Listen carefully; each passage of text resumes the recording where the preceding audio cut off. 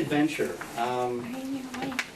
I'll kind of break it down for you in visual form because I am an artist and I respond best to visual images.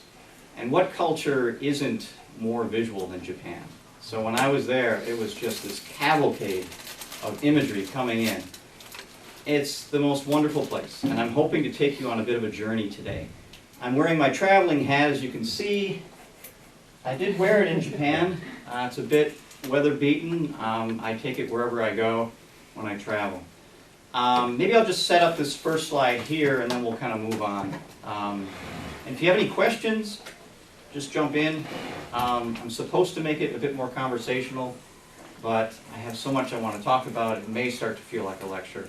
So just kind of bring me back if you need to, so that I'm not quite so pedantic or pontificating, right? Let's keep this conversational. So, all right. So this thing that you're seeing here, this tube, is what greets you when you get off the plane in Japan. Now, if you've ever been in a United States airport, yeah, maybe occasionally you might see something that's not so bureaucratic, something that kind of tells you about where you are. I know Madison's airport is like that. There's cheese hats that you can buy, so it's not perfectly unusual. But the Japanese really take play and art and just visual things to another level. So what this is it's from a video game, and anybody who's under the age of 30 knows what this is. This is how you go from level to level to level. You jump into this warp pipe, and you end up in another level in another video game. So it's kind of a metaphor here. Like, you've just gotten off the plane, jump into the warp pipe, and where are you going, right? Because there's so many things to do, so many things to see. So our itinerary today is going to be kind of the backstory, how I ended up doing all this, some general observations about Japan, and then we're going to focus on the north of Japan, which is where my wife's family is from. So we have a bit of a story arc we're going to kind of travel today. Has anyone seen this image here? No clue what it could be? No? Well, with the Olympics coming up, does that help? Okay. Oh, what shape is that? It's kind of a flower shape, right? What specific flower are we talking about here? Cherry blossom. Yeah. Yeah. And so this was the design that won out for the Olympics, which is coming up in 2020. So this should also kind of serve, hopefully, to help you understand what you see. If you're going to watch the Olympics, they're going to have probably some travel guides and things happening, so this will kind of help you. All right. This thing right here is kind of how it all started. My grandparents traveled to Japan in 1960, and they brought this thing home with them.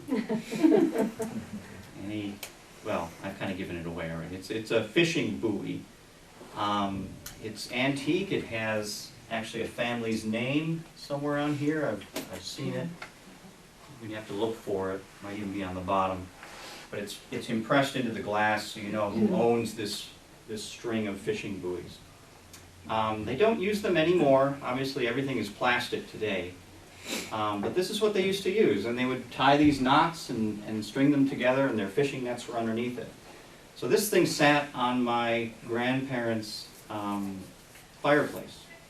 And every time we'd go visit, I would see it. I would hear stories about Japan. I would hear stories about the Philippines, Guam. My dad lived in Guam, the Philippines, and Hawaii. My grandfather was a 30-year career man in the Navy. So they changed homes every 2 years, and they roamed around a lot. So it became kind of my birthright in a way. It's like you hear all these stories, and you want that for yourself, too. So I didn't know exactly how I was going to do that. And then certain things started to happen. Yes, I saw You Only Live Twice. They would broadcast that on the from the TV. In there's ninjas and there's guns and explosions and things, and yes, it captivated my imagination at age 7. So here's another way to kind of tie things into the library. People come in to check out books, movies. The imagination is an amazing thing, and I can only imagine what people are doing with the library today as they come in with their books. Another thing that happened is I learned about rock, paper, and scissors. Now, in Western culture, we tend to have things be sort of on a continuum of black and white, right? It's like good, evil, right? Well, imagine as a young boy learning about paper, rock, and scissors, where no one thing is perfectly dominant, it just kind of goes around. And that became really fascinating to me, as did, in 6th grade, we did a unit on the ocean. And somebody brought in nori. Do you guys know what nori is? Probably do, yeah. It's made like paper in a way. They take seaweed and grind it up, and they make these sheets of edible paper in a way. This was described to me as Japanese fast food because it's been around since like the 17th century. And this is how people used to, go to work, they take a sandwich. This was their version of a sandwich. So, the brown bag idea, this is fast food for them. Obviously fast food has morphed and changed over the years, and we're going to get to that. I'm going to show you some other things here. But we're still on my backstory. Now, 8th grade, a friend of mine gave me a mechanical pencil to play with.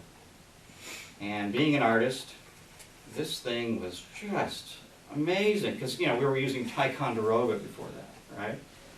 Wooden pencils. This thing changed my life. I mean, this is how I continued to write, and I still have one.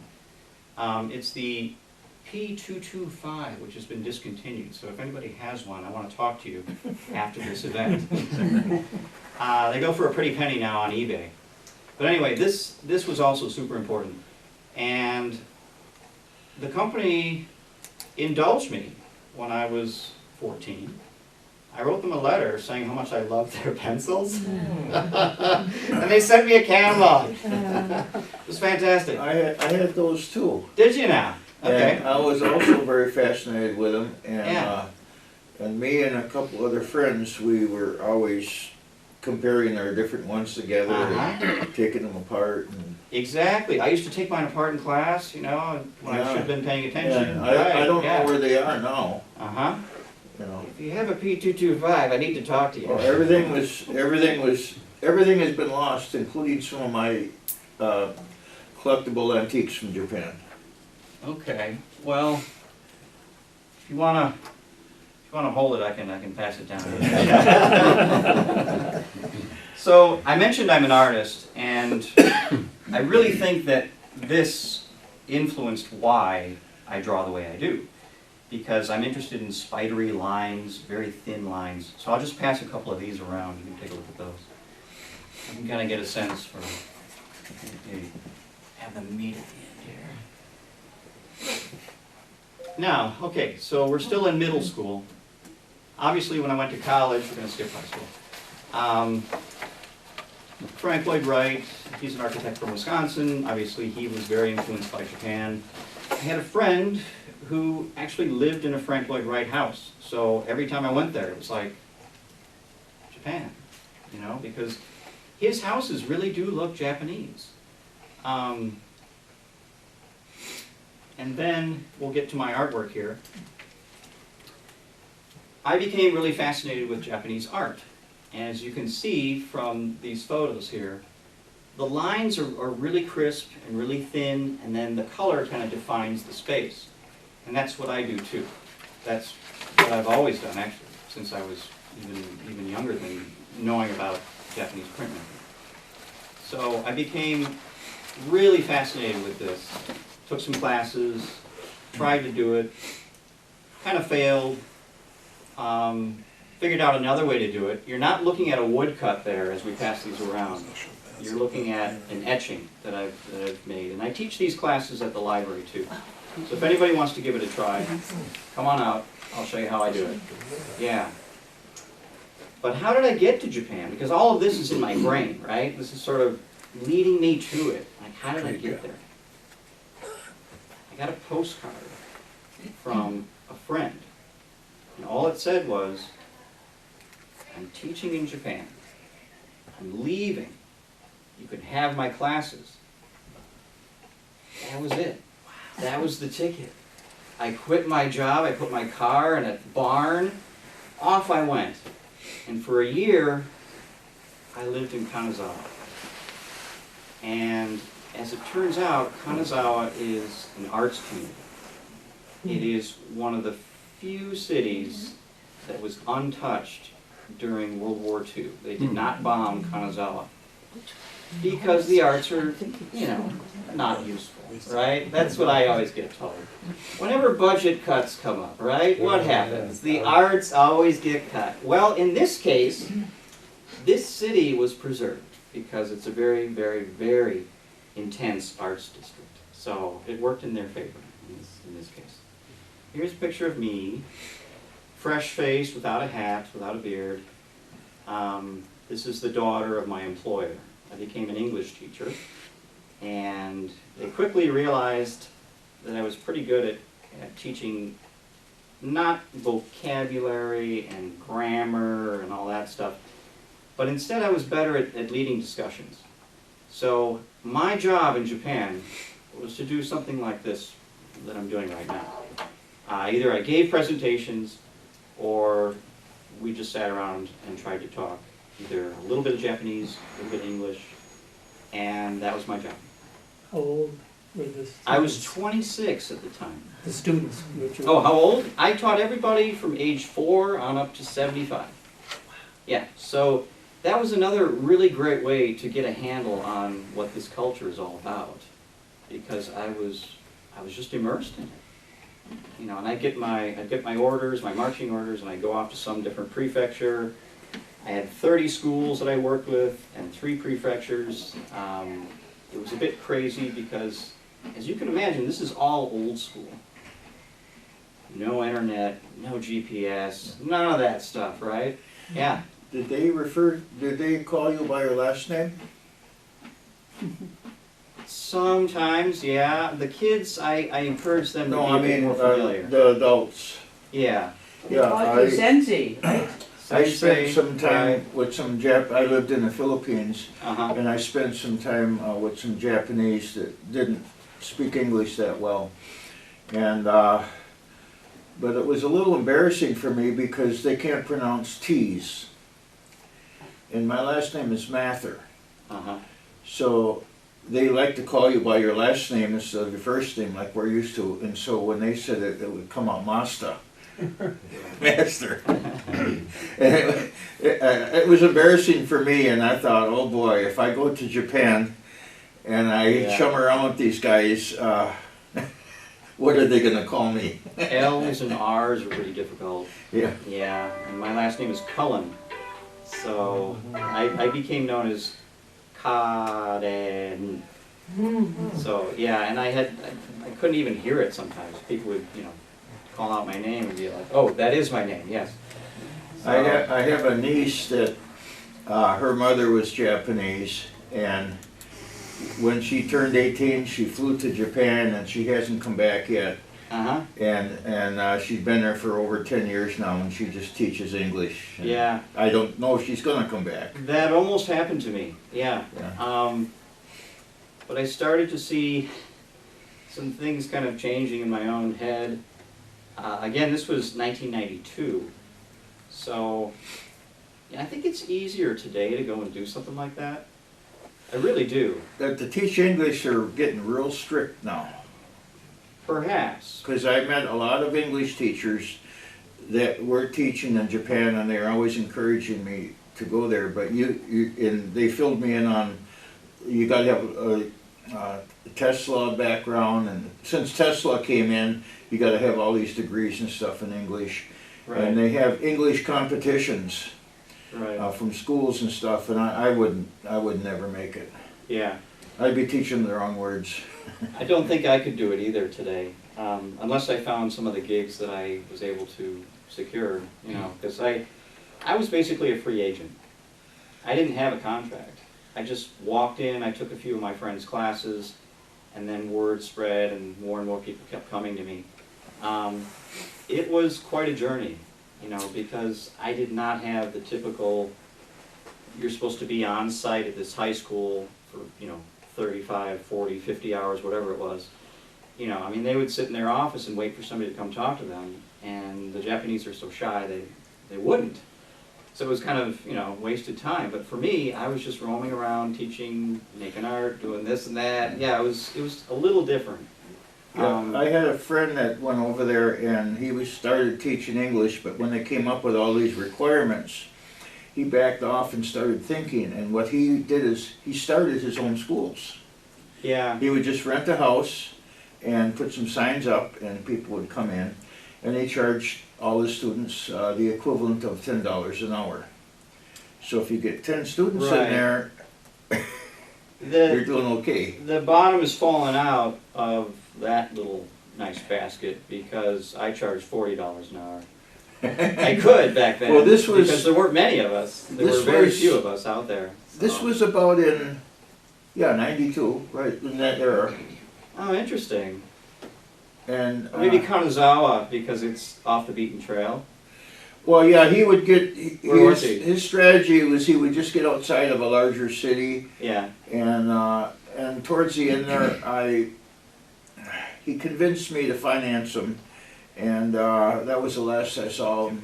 I got one communication from him, and he said he went to one of the southern islands, thinking that that would be a good place, but he Right. said that what happened was, at first it took off, but what happened was all the young people that usually took the classes, they were home for the holidays, but when the holidays were over, they went back to the mainland, Yeah. and so that was, It could be feast or famine sometimes. that was the last I heard Yeah. from him, and the last I heard about my life savings. So we're going to talk about Kanazawa just a bit because it's a really fascinating city and also my introduction to the city. There's some notes there that are a bit cryptic. I'll kind of unpack those for you. It is a castle town now, but it wasn't when I was there because it had burned down. They have since rebuilt it and it's pristine. It's sort of weird going into it because a lot of the other castles are from the 1400s or the 1500s. You know, so to see this brand new, to scale, perfect, pristine castle is a little unsettling. I mean, the wood is just, you know, it's so new, right? Part of the reason they're able to do that is because Japanese records are, I mean, they have an incredible archive. And they were able to just pull up the plans from whatever era it was. I don't have exact dates, let's just call it the 15th century. And they were able to just stick by stick put this thing back together. We'll talk about archives and paper in a minute because it's obviously part of who I am. I'm a printmaker, so we'll get to that. But let's look at this if you can. I don't know if you can see it, but some of these streets are sort of labyrinthian or maze-like. And the idea there was any invading hordes from Korea would get lost in these labyrinths. And it was a decisive advantage for them because I myself experienced it. I'm on my bicycle trying to get somewhere. All of a sudden there's a brick wall. And I was like, what just happened? So, I mean, I even ask people about that. It's like, okay, why can I be like going down a street and all of a sudden it just ends? And so they told me. They said, this is why Kanazawa did not go through bombing. We did not rebuild on the grid system like a lot of Japanese cities. You know, everything's on a grid, right, like a square. He said it's like it was. The buildings have changed. Obviously, they've fallen down and been replaced, but there are some buildings still there that have been there forever. What we're looking at in the next slide here, I'll come back to this. This is the gate. So this is not the castle, but just the entrance. And that stone wall has been there forever. I love looking at those because it just, every castle is built on a big stone wall like that.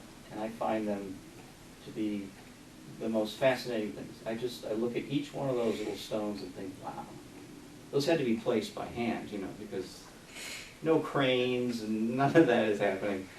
But let me just back up, sorry. To get to my friend, I took a train, and then I got out, took a taxi.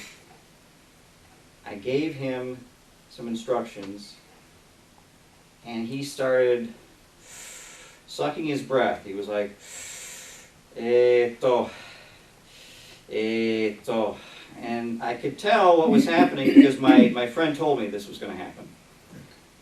She lives in Teramachi Town, which is Temple Town. It's a really old district.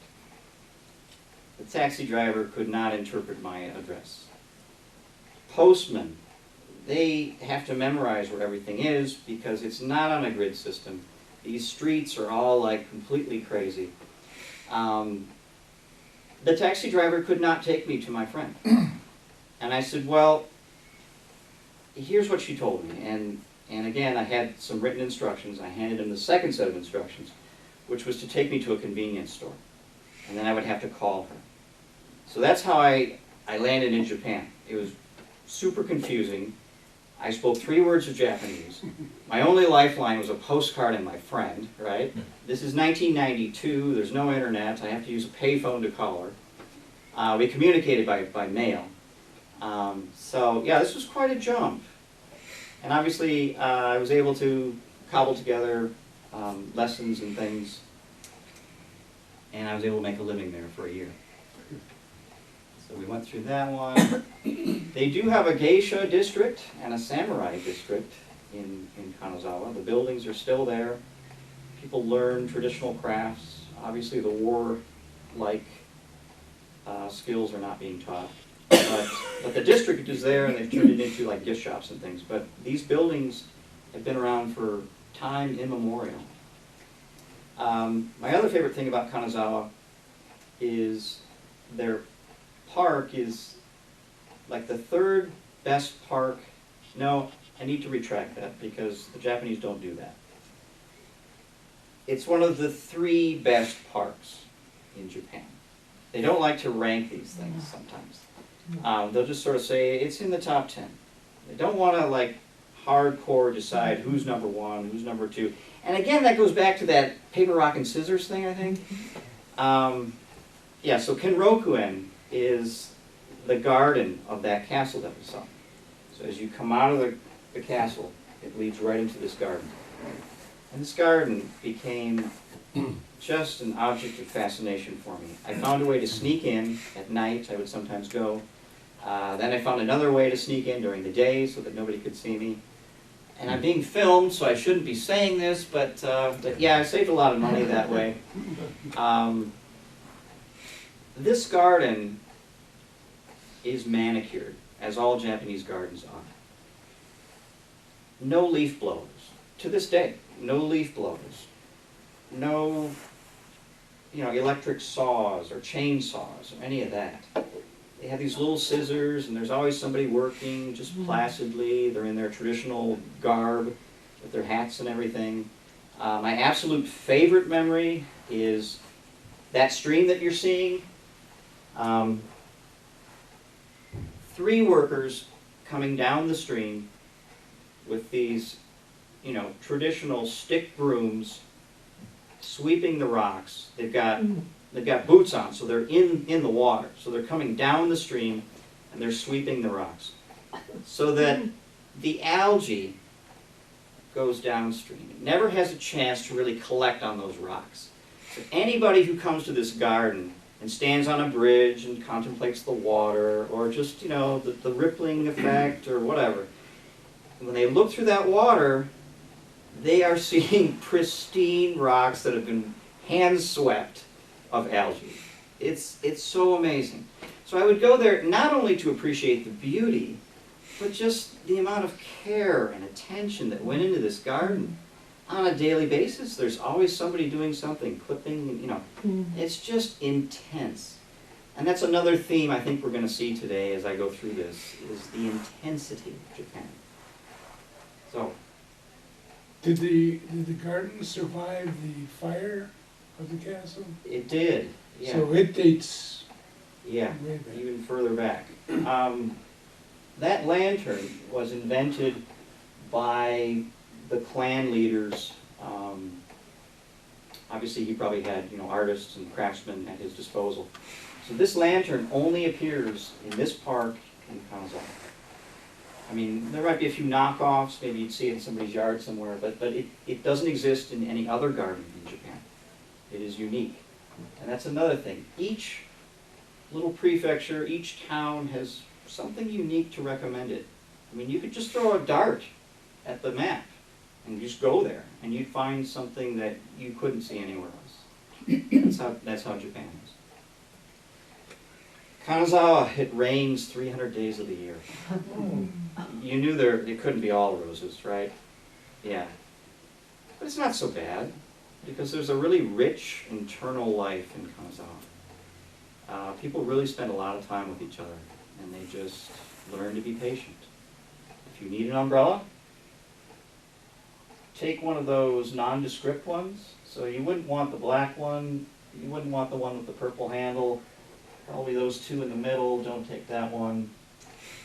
Because it doesn't rain like non-stop. It'll rain for 20 minutes, then it'll stop. Then it'll rain for 10 minutes, it'll stop. It'll rain for 2 hours, it'll stop. Some days it will rain all day long if it's rainy season. So those cheapo umbrellas that you're seeing right there are freebies. I bought one, she bought one, they bought one, they left it behind, didn't need it, it was sunny. So you can just grab it and you can take it with you. And if you want to leave it back in the same place that you found it, if you're possessed by a sense of propriety, come on back and put it right back where you got it. Bicycles work that way a little bit. I have seen people do that. There are these sort of nondescript bikes. I found a bike the first week I was there, leaning against a telephone pole. It had a flat tire. My friend informed me that is open game. Take it. That became my ride for the entire year. I spent $40 to repair it and get it going. And then at the end of my journey, because I was only there for a year, I took it back to the same telephone pole, and I left it there. So yeah, I mean that's sort of a metaphor for Kanazawa. It's like just this amazing place that I still cherish to this day. They taught me all about cherry blossoms. Oh, wow. They taught me, how to just take the time and appreciate the transience of life, Every year, people turn out in force. I mean, it's a big deal. They have junkets where you can go from, where the cherry blossoms are maturing, let's say in March. You can go all the way to May if you want. You can get on a bus and just kind of keep on going, because Japan is about the size of California. But in the south, we have tropics. In the north, we have bitter cold, crazy cold. We'll get to that. My wife's from the north. So yeah, if you wanted to, and this would be like an ultimate, journey, I suppose.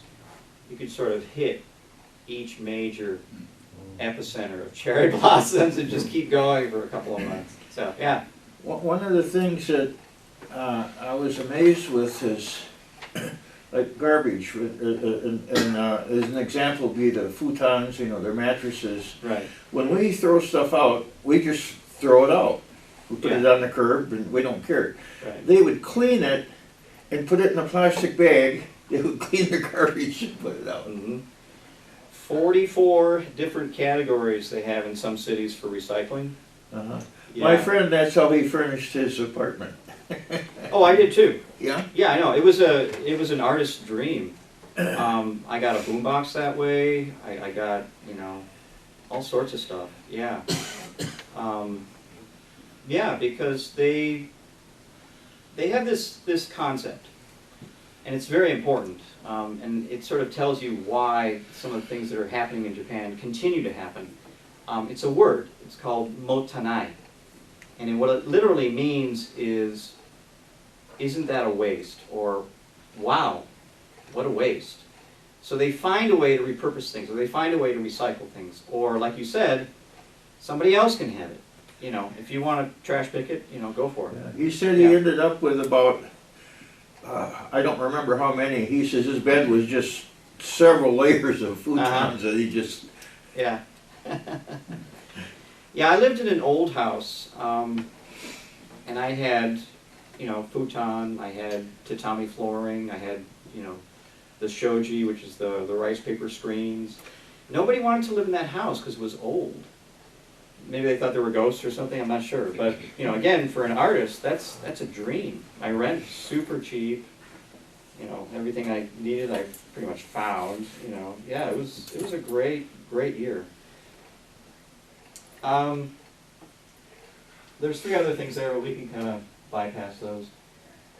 I did climb the 3rd tallest mountain in Japan. Now, in this case, they do actually rank it because this gets into the notion of how many meters tall it is. So, yeah, it is the 3rd highest. And that one was just outside of Kanazawa. Yes, if you wander around Kanazawa, you will see occasionally people in traditional garb.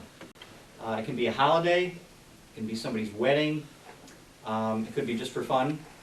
There was one night where I was outside with a friend, we were saying goodbye, and all of a sudden she got this look in her eye and she's like, yeah, did you hear that? And I was like, hear what?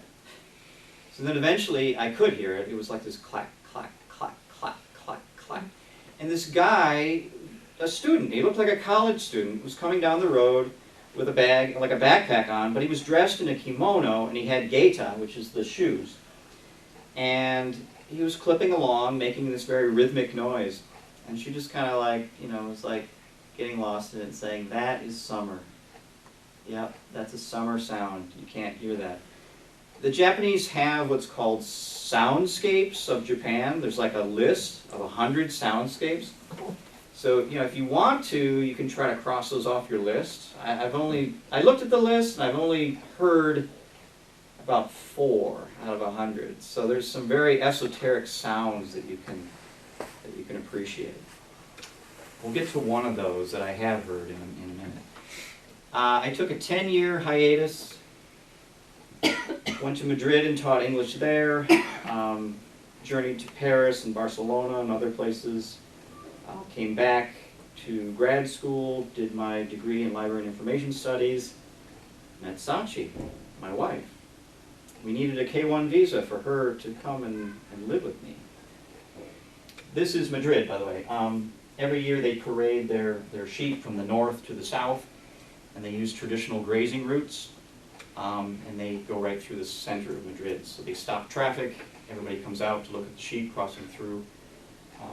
That was a pretty monumental event. But this is not about Madrid, so we're going to move on. So, eventually, you know, I should really meet the parents, right? I mean, you got to do that when you get married to somebody, right? So I brought a snow shovel with me. Not an actual snow shovel, but that thing that's off to the side there. And there's a story behind that. Sachi's father patented one of those ergonomic designs. So coincidentally, my father was involved in a fly-by-night little business that fizzled and didn't go anywhere. And that was it. It was like an ergonomic thing. It was the 1970s. You screwed it onto your snow shovel. It was a forerunner of these types of things. So I brought one with me. And her brothers and sisters were observing me, like presenting this thing to him. And they all conferred and said that that was the smartest thing they had ever seen. Because when I got there, it was a little tense. you know, the foreigner trying to marry into this family, right? That didn't go over too well. It really didn't. I had to stay in a hotel. I wasn't allowed to stay in their house. The grandfather refused to see me. You know, I mean, it was tight. It was really tight. But then the snow shovel broke it down. Finally, the grandfather granted me an audience, right? He was like 96 at the time. So kind of set in his ways, yeah. But, you know, he heard the stories about how I presented the snow shovel. I think it was probably because I lived in Japan. You know, I sort of learned about the gift culture and everything. So I was able to kind of do that. And of course, it was time to get naked with my relatives. Because that's what you do. Literally? Literally. And there's something in Japan, it's called skinship. Take the S off, right, and you've got kinship, skinship. People come together in these bathing pools, they do it all the time. There are onsen and there are sento. Sento is just a public bath. If you're tripping around Japan and you need a bath, you go into the public bath and you bathe naked with everybody. If you want to go for the full experience, the full like 9 yards where the meal is provided, you get clothing, you get, you know, you get a room, you get this carefully sculpted bath where there's like trees hanging over you that are filled with snow, that kind of thing. That's an onsen, and that's usually like a natural hot springs. So yes, it was time to get naked with my soon-to-be relatives. The bathing culture in Japan is serious. It's still going on today. And my in-laws really like it. So What's the water like? the water is fantastic. Sometimes it's like this. It has mineral salts in it, you know, so it has some restorative health properties to it. They have gradations, so you can start off kind of like lukewarm. Then you can get like lobster at the end, you know. I mean, you can really cook yourself, yeah. Those pools, you tend to go in, you get a little lightheaded, and you come back out. You don't stay in those ones. But then the weirdest one, I'm really glad you brought this up, Jay. The weirdest one is there's a pool that nobody really uses, and there's this metal disc in the middle of it. And as you get closer to it, you start to seize up because it's electrified. And supposedly, let's say you have rheumatism or arthritis or something, this is billed as a way to kind of get your muscles to do things that maybe they wouldn't do normally. So all you do is sort of stray into the path of this electric current and then seize up and then kind of retreat again. Maybe you'd go back in. I only did that one once. That was enough for me. And I was a young guy, so I didn't really need it. But yeah, Japan has a way of like taking something simple, like a bath, and just elevating it. It goes, you know, off the charts. Yeah. These public baths or private also? Public baths, I don't have as much experience in those. I've used a few of those, and they tend to be pretty utilitarian. So if you want that full experience, you've got to go to like a resort. It's like a bathing resort. Yeah. So, like if you're camping in Japan or riding your bike through Japan, a bath or a shower is just the next town away. You know, so, and you just go in, you pay a couple bucks, you know, whatever it is, $5, and you get naked with the locals and, you know, get clean, yeah. So now this makes perfect sense, right? This picture, you know, because if I just showed you this, you might think, okay, well, what's going on here? So yeah, they dressed me up like a monkey, and I could barely move. There's so many layers in this thing. Like sitting down at the table was just like, okay, I can't wait for this to be over. Yeah, it was really intense. Sachi and I got married in Wisconsin, but then the in-laws felt like they had missed out. So they staged this event where her sister was getting married, and they asked us to kind of dress up. They didn't tell us. They had us dress up. And so we showed up in like this, you know, sort of traditional garb. And then in the middle of the ceremony, they brought in this English-speaking pastor, and he said, "And now, Mark and Sachi will get married." We were like, what? So yeah, so now this all makes sense. Surprise, surprise. Yeah, surprise. And now we're back to Bond again. Now look at Bond, right? Oh, wow. And look at me. Art imitates life, and life imitates art. Oh, my God. In my case, anyway. I don't know, maybe not for everybody. I have a daughter, she's bilingual. I understand about 30% of what they're talking about. And it's complicated by the fact that not only can I not understand them when they're chewing their food and sometimes talking with their food in their mouth, that's impossible. My wife is from the north. And up there, they are ringed in mountains. And so for centuries, right, they spoke a form of Japanese that is very, very different from standard Japanese. So she'll lapse into this dialect, and I'm like, nothing. I got nothing there because Is she from Hokkaido?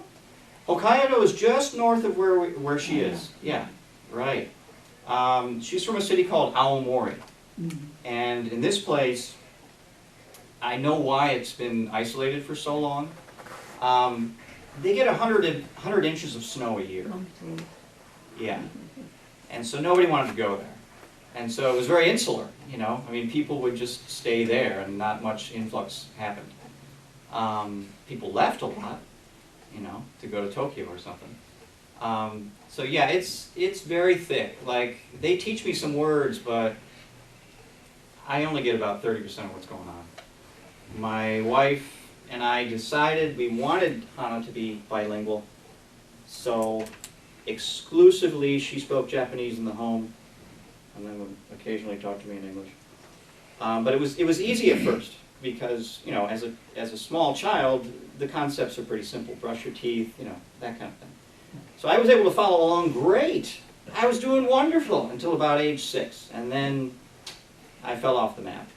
So now they carry on and they do their thing, and I have little or no clue about what's going on. Public holidays in Japan. If you can see some of those, it really gives you a window into what's important in Japanese society. They celebrate the vernal equinox. They celebrate the autumnal equinox. Again, cherry blossoms and, you know, fall color. You know, Health and Sports Day. There are these wonderful extra holidays which are sort of vaporous and nobody knows what they even are. They're just, you know, an extra holiday. I think they form a bridge, actually, now that I think about it, between a holiday. So that's their function, I guess, is that they don't really have anything associated with it other than to prolong this holiday. My favorites are the respect for the environment here. We've got Greenery Day, Marine Day, and Mountain Day. The Japanese are very protective of their land. They have forests that almost no industrialized nation has. They did not cut them down. They, from a very, very early time, were very careful about their land. And it makes sense, really. Because if you live in a small landlocked island, you really need to protect that. So, I mean, it's not too hard to imagine why. But they've continued to do that, and it continues to resonate. And I think that this kind of gives you just a window into how that happens on a societal level, on a cultural level, because their holidays are sort of devoted to that too. So are the schools closed and you don't have to work that day? And Well, let me tell you, to a guy who was living in Kanazawa and couldn't really understand what was going on, because, I mean, I did learn to speak Japanese, but, you know, all of a sudden, it was a holiday that they forgot to tell the foreigner about, and I go out into the street thinking, okay, here we go, and, like, no buses were running, nothing's going on, and I was like, okay, it must be a holiday. So I would go back inside and, you know, try and figure out a plan. Usually the convenience stores were open on holidays. Yeah. Yeah, it's pretty serious. I mean, I think people like to travel a lot more now, but when I was there, in this town in particular, things would kind of shut down, and then it was like, yeah, I was completely on my own. I learned to shore up food, because I never quite understood when a holiday would pop up again, so, yeah. This is year 1. Did you guys know that? No. Yeah, 2019 is year 1. Yeah. Oh, wow. So a new era has begun in Japan. So the Heisei era ended, and the Reiwa era has begun. It's interesting because it acknowledges some things that are happening in Japan. Every year they try and define where they think Japan is and where it might be going. I mean, every era, they sort of try to typify where they think they are and what's our goals and you know, what's happening. They recognize that their population is falling. And so, something is going to happen. They've said that foreigners could be a part of our future here. We could begin accepting more foreigners into our society because this is what's happening. You So know, they're choosing not to have children. well, what I'm trying to say is the birth rate has fallen. This is true. I think,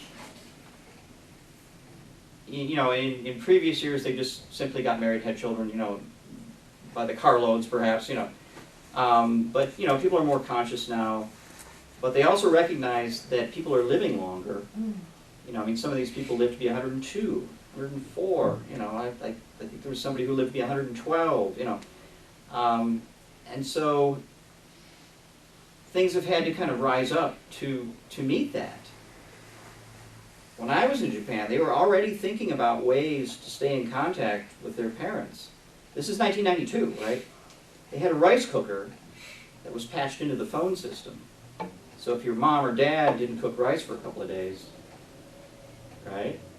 You knew what was going on, or maybe something was going on, and you could go and check on them, you know.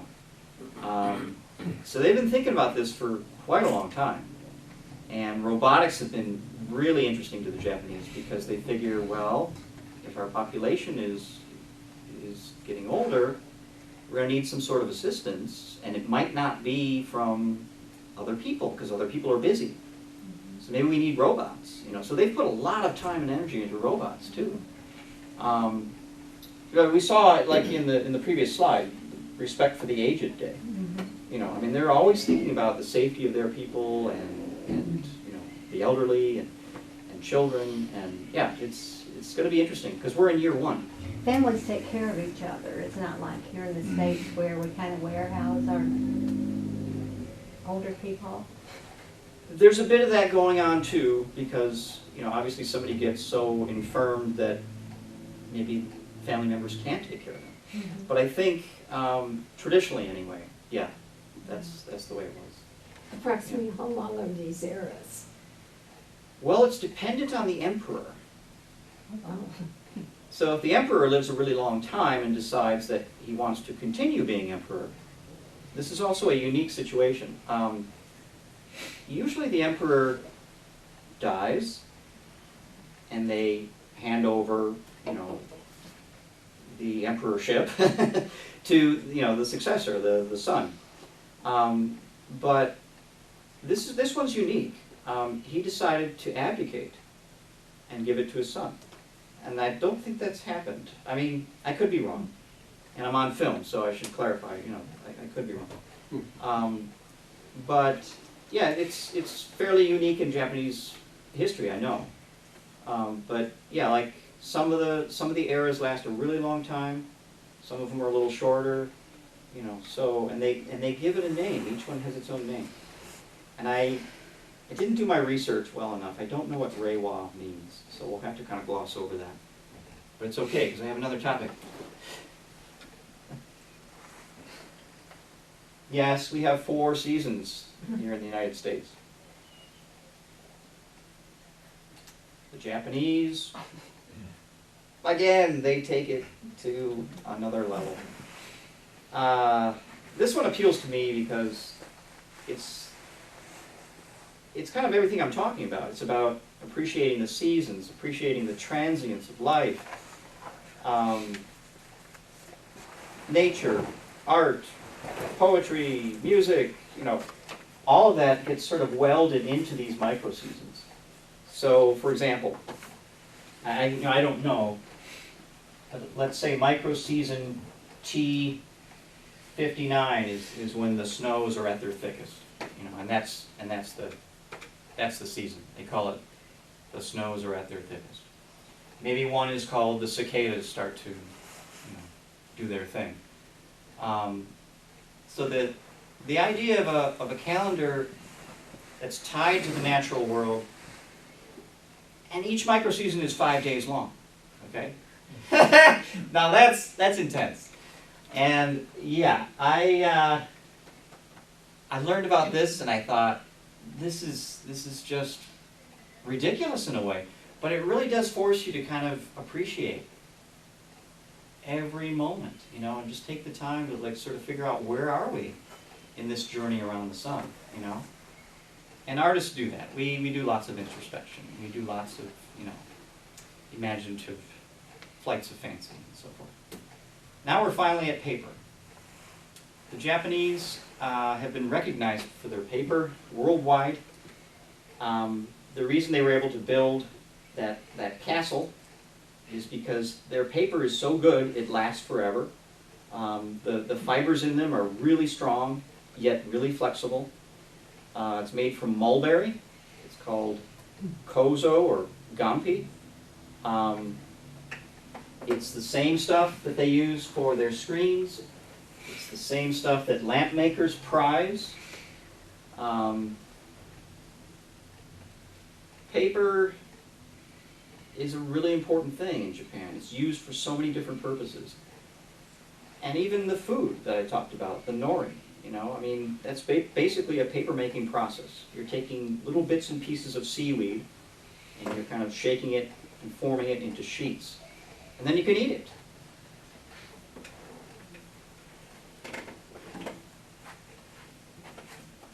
Do you think these guys are snow monsters? Pools. That was on PBS, that show.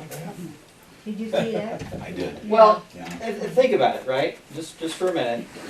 If we're descended from monkeys, Japanese people are probably descended from these monkeys, right? Because, yeah, where does that happen, right? In nature, they figured out that we can stay cozy and warm in this bath, yeah. But no, these are not snow monsters. These are snow monsters. If you said the word snow monsters to somebody who lived in Japan, they would know exactly what you're talking about. Yeah, this is where my wife is from. Wow. 100 So- inches. 100 inches of snow, Wow. right. Beautiful. There's a story, my brother-in-law drove to a neighboring town, had to go over the mountain. He had 3 feet of snow on top of his car, because it just doesn't make sense to take it off. And he got to the other side, and people are looking at him, and they're like, "Where are you from?" And he said, "Well, I just came from Aomori," because they didn't have any snow. They had maybe a quarter inch or something. So that rain shadow, right? The snow dumps and dumps and dumps and dumps, and it finally gets over the mountain, and there's nothing left for the other side. That's what it's like there. So we'll get to that. We're getting there. Yeah, so you have to shovel snow, but you might also have to shovel ash if you live in some of these towns. Yeah. So the Japanese are very patient. They live in this world that is precarious, transience. You see where I'm sort of leading here? Yeah. Impermanence. Yeah. The That's ashes from what? Volcanoes. Yeah. Now, there's a volcano that erupted in my wife's prefecture, and I can't remember the last time it did. I want to say it was 1860s. So, it could happen again. That's the mountain I want to climb, actually. So we'll see, you know. I don't know. We'll have to see what happens. Cicadas. In Kanazawa, the cicadas are so intense. You feel like you're losing your mind. You really do. Really? They will go for 4 hours.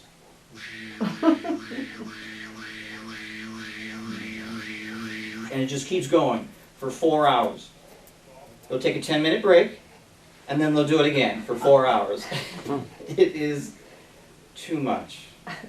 I've been to other places in Japan where the cicadas are going, and my wife is saying, "Oh, they're so loud." And I'm like, no, you have no idea.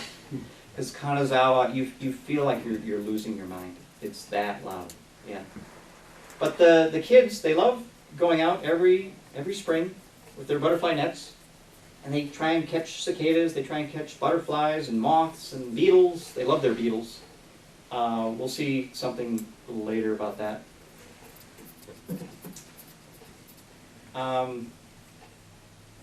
We've already kind of touched on these along the way. Kaizen is a word that means taking it to the next level. And I keep doing this. I keep raising my hand, right? Taking it to the next level. It's an important concept in Japan. They always take it to the next level. They always find a way to improve something. Always. It's just written into their culture. Genki is like, you ask somebody, you know, Genki desu ka? And what that means is like, are you spirited? Are you joyful? Are you full of energy? Are you having a good time? You know? So maybe at this point I should say, Genki desu ka? Yeah? You guys Genki today? Yeah, Right? absolutely. Yeah. Good. All right. Because it's important. In Japan, it's like all the time. It's all the time. Yeah. You want to be like at your best, doing your There you best. go. Right. All right. They have 3 writing systems. This is why I did not learn how to write when I was in Japan. Oh. Yeah. Plus, they're learning English. Plus, the dialects. Okay? So, taking it to the next level, it's always intense. Mascots. Mascots are everywhere. They love to personify things. I mean, probably, you know, the pencil that I showed you has a mascot. I just don't know about it. Apples have mascots, and, you know, companies that sell certain products, they have a mascot. This mascot, this is my, I'm an uncle, by the way, and this is my niece. She's 2, and she met this character from Japanese TV. It's kind of a Christ-like imagery. He goes around, he travels around, he can fly.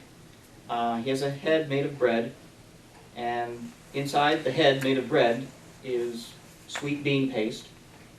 And so if somebody gets waylaid, they're hungry, or they just can't get over the mountain, or whatever's happening, he takes a bit of his head and he gives it to them. So, you know, eventually his head gets kind of misshapen, and he's got holes missing from his head, and he's got this bean paste kind of leaking out, and he has to go back and he has to get a new head baked for him. So they slap off the new head, put on the new head, slap off the old head, put on the new head, and off he goes to have more adventures. This show has been on Japanese television for about 40 years. Yeah. You can't get it here. That dictionary, if anybody wants to take a look at it, there are 2,000 characters in that dictionary. So, like, there's a sweet bean paste girl, there's a roller cake girl, like Swiss roll cake. By the way, they love desserts from other places too, not just Japanese. You know, it's all food mostly, but there are some things that are not food. Again, taking it to the next level there, right? That's an old dictionary. there's 2,300 characters now. Okay, so the Japanese children, because this one goes probably from the age of like 1 to 6. That's when you watch this show. They're getting a very healthy dose of Japanese culture because it's all about nature, it's all about food, it's all about art, it's, and all these things that I keep telling you about. It's really interesting for me as an uncle to watch how she's being acculturated because my daughter obviously has this dual thing going on, right? English and Japanese. But now I get to watch somebody, yeah. Would that TV show be the American equivalent of Sesame Street? At the next level. Yeah, right, you know it. But yes, I mean, it's not really literacy based though, like Sesame Street is. It's more like culture based. So you'll learn about food, you'll learn about the importance of food, you'll learn about, how to treat each other, how to interact with strangers or, things like that. So, I mean, it's a cartoon, so it's not exactly the same. Obviously, there's puppets on Sesame Street, so you can sort of see that it's adapted for a children's audience. But yeah, 40 years this thing has been running, but it's never really been translated into English because it's so Japanese. And they didn't set out to make this one international. Yeah, Does Walt Disney have a presence? presence there? He sure does. Like I was saying, not only do they have their own thing going on, but they embrace foreign cultures too. There's a Walt Disney World in Tokyo. They have it divided up into 2 things. They have Disneyland, but in this case land really means land, and Disney Sea. So it's sort of a water-based, land-based, and that's how they do it. So, and that's because of their relationship to the sea. I mean, everything they eat comes from the sea or the land. Yeah. Yeah, so this dictionary is it's intense. I mean, my daughter can read it. I can't, but she's read the whole thing. She's looked at it and read piece by piece. You might remember we talked about ninjas, right, in James Bond. I'll just let you connect the dots here. They actually wear these, construction workers, and there's a little slit there where your toe can hook into things. So you can climb up scaffolds.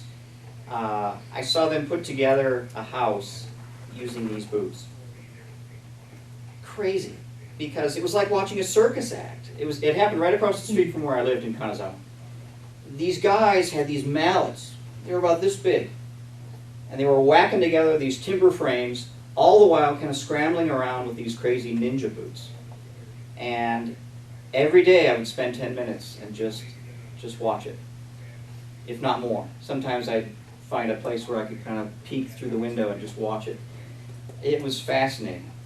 So again, architecture and art and nature and food, that was my journey. Fuki.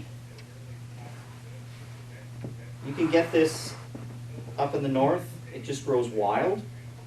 And you just chop it off, parboil it.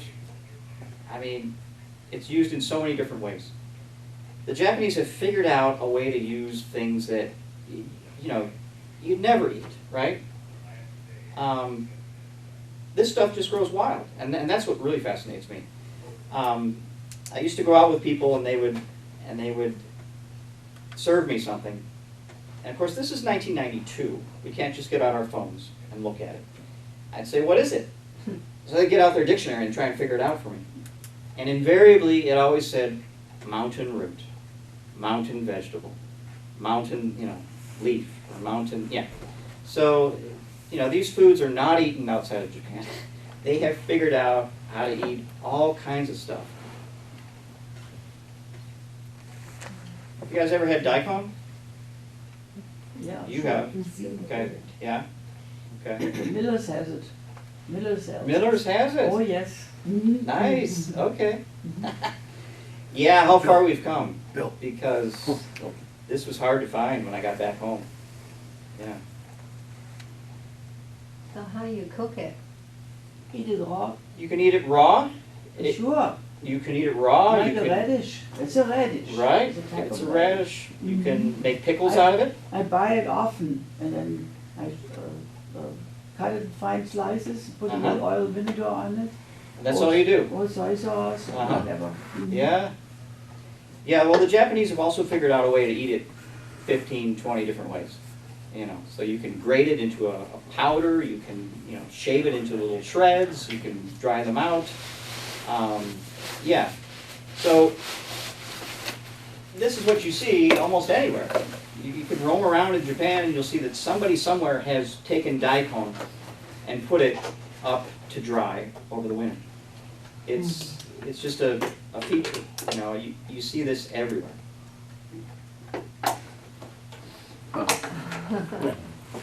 I said we talk about fast food. Thanks.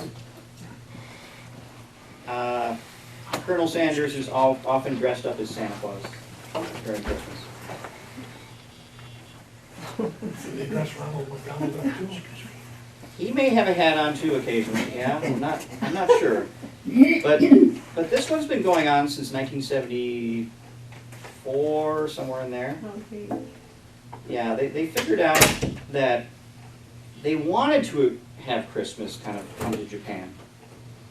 But they didn't really know how exactly. Maybe they could weld it to something else. And so they dressed him up and it seemed to work and they just kept going with it. It doesn't really conform to anything that we know about Christmas. It's just an excuse to eat chicken on Christmas Day. So they do. They start placing orders for these buckets in, I think, the tail end of October. Because it's kind of a big deal. So it's just an excuse to, you know, kind of market something. My wife's hometown, they are famous for their scallops.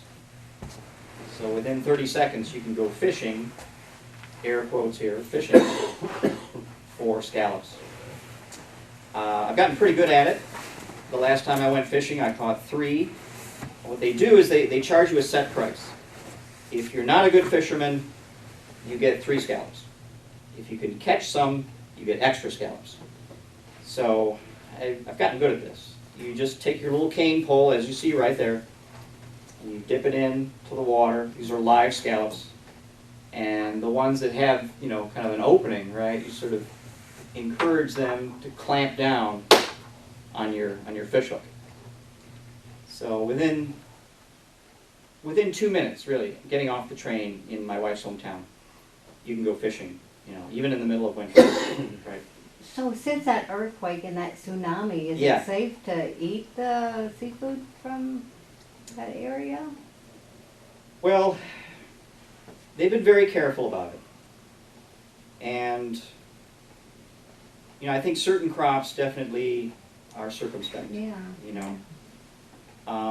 And they're trying all sorts of different ways to get the soil to come back.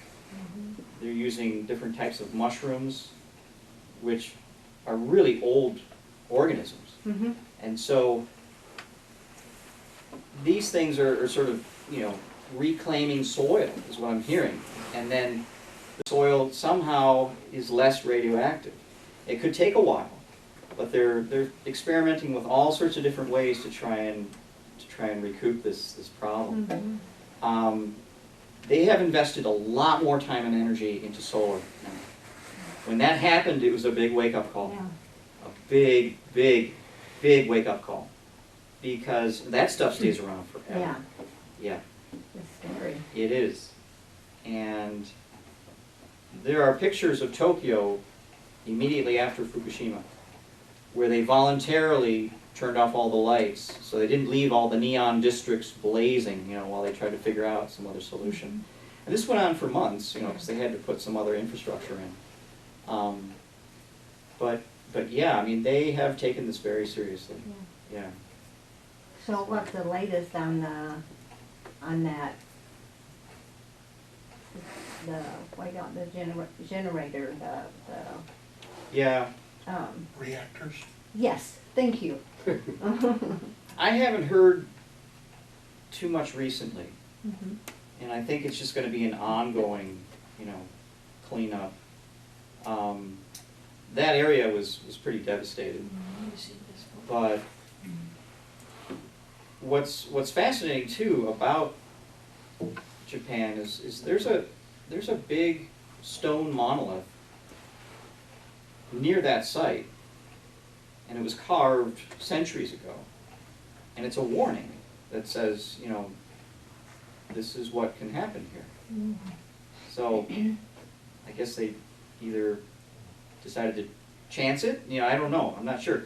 But that monolith is still there even after the tsunami came in and left, right? Because it's a huge rock. It's a gigantic rock, and it was carved with these kanji characters.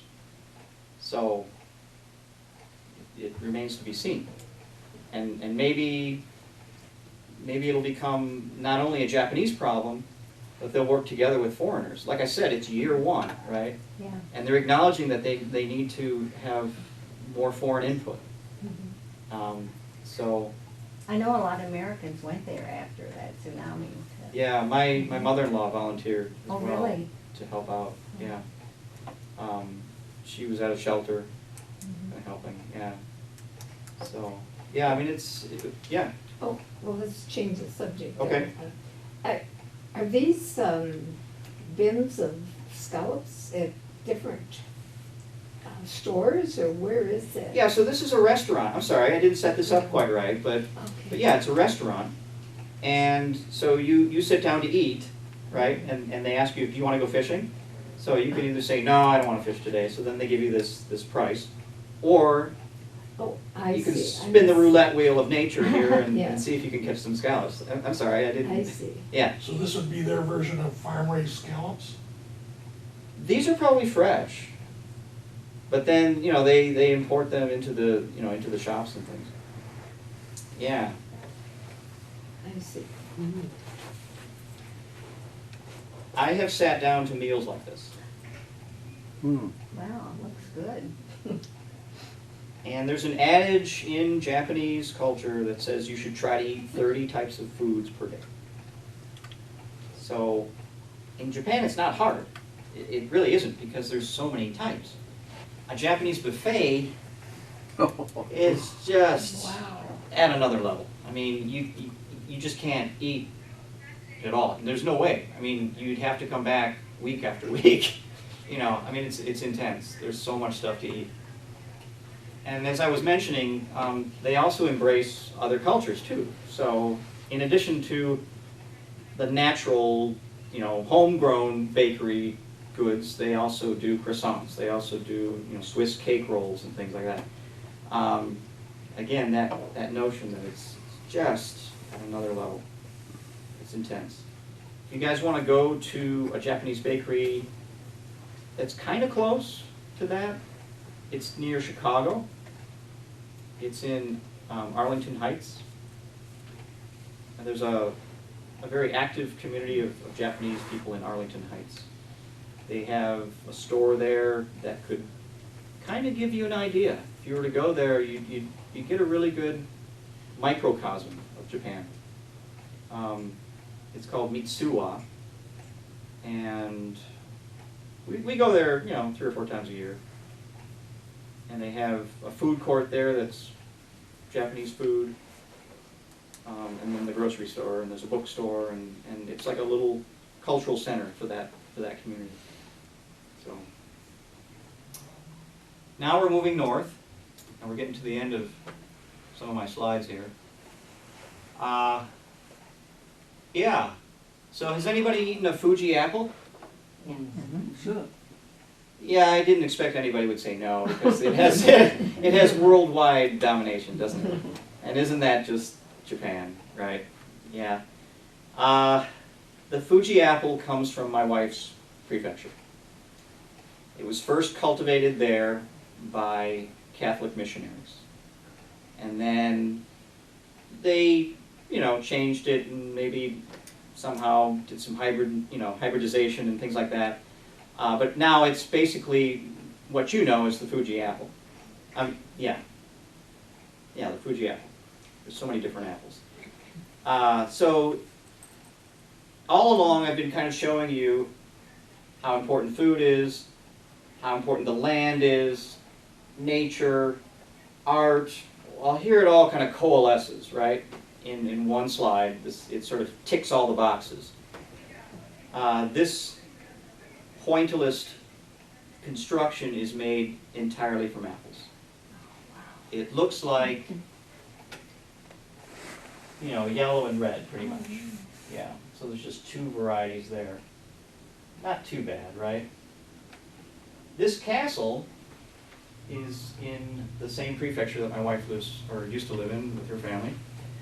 And that one is really small.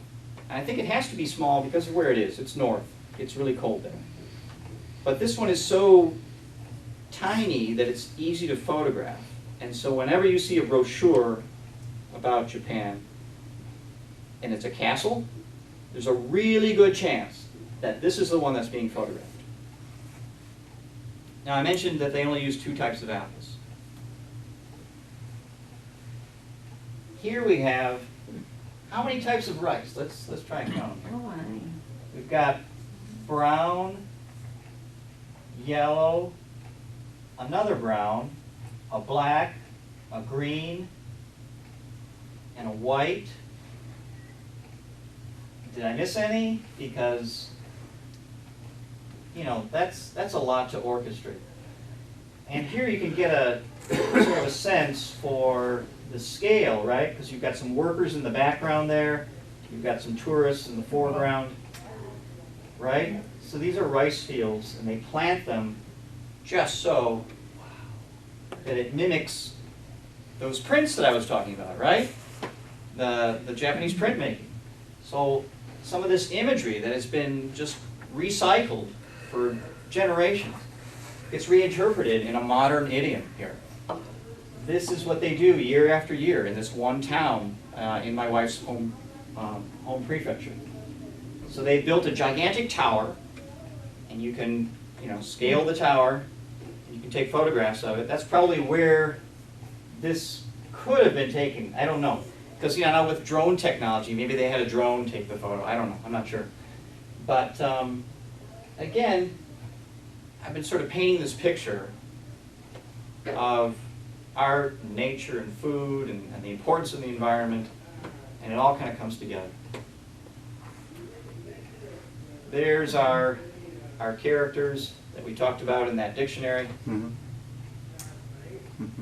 They even emblazoned him on a train. Yeah. Look at that. It's everywhere, and it reinforces each other. So, you've got this highly technological thing welded to a children's show. And it all just kind of is in firm and heavy rotation. You can't scarcely move in Japan without taking in some art, without taking in some form of design or mascots or, it's all just like this big floating world. And that's actually a term that they used to describe Japan in history. They called it the floating world because it's kind of on their own. And it's, like drifting in the sea or something. We already talked about all the characters. We talked about how he takes a piece of his head off and all that, so we can gloss over that. Do you have any questions? I feel like I've been dominating a bit. No? What are the purpose of the castles? What's The purpose of the castles. Okay. first?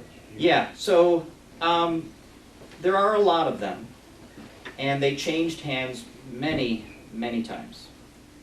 So you might think that it's like one ruling family, right?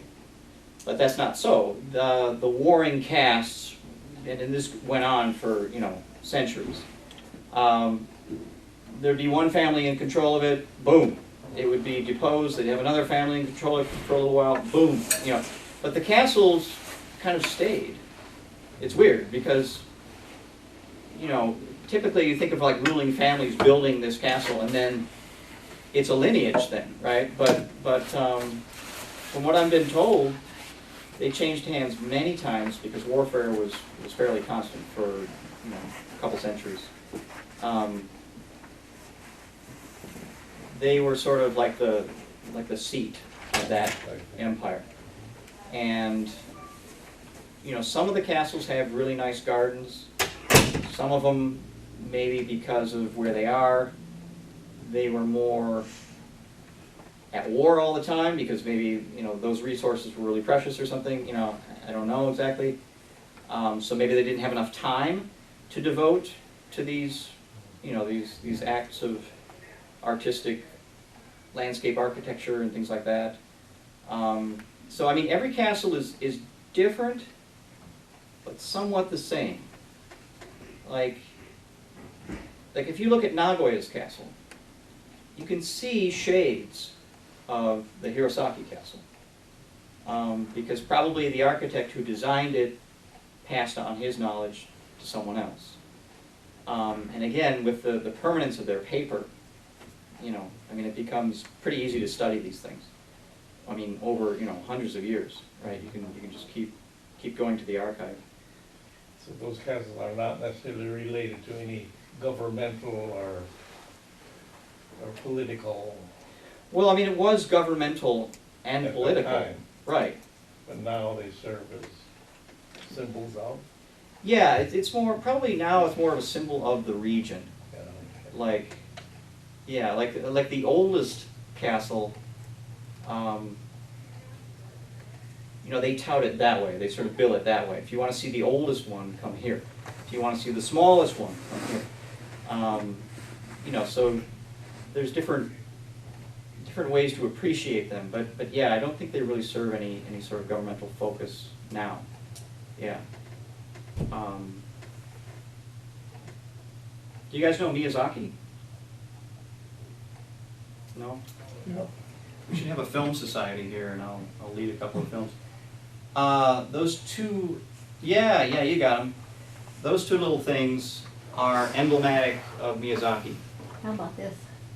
That one's Nintendo. That's the gaming system. Remember I talked about the gaming system? Yeah. Yeah. So I just brought that in because, your younger relatives, they all know Nintendo. It's got worldwide domination. They've managed to secure that market. So Miyazaki is a filmmaker, and he makes cartoons. And in all of the cartoons, at some point, there will be somebody eating traditional food. You can even see here, what does that remind you of? I'm asking you to be, somewhat artistic and visionary here. What do you think? And you have to put on your Japanese hat. What do you think that is?